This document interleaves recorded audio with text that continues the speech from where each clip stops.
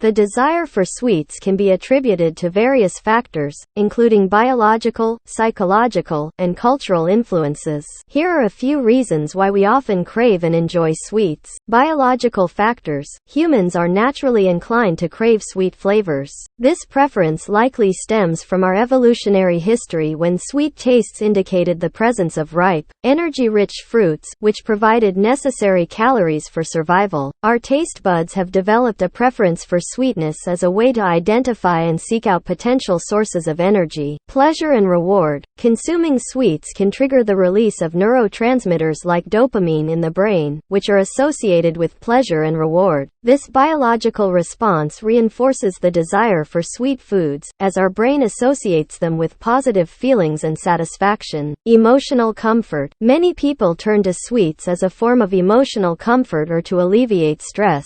The act of eating something sweet can provide a temporary mood boost and serve as a source of emotional support during challenging or stressful times. This psychological connection between sweets and positive emotions can create a desire to consume them. Cultural and social influences. Sweets often play a significant role in cultural traditions, celebrations, and social gatherings.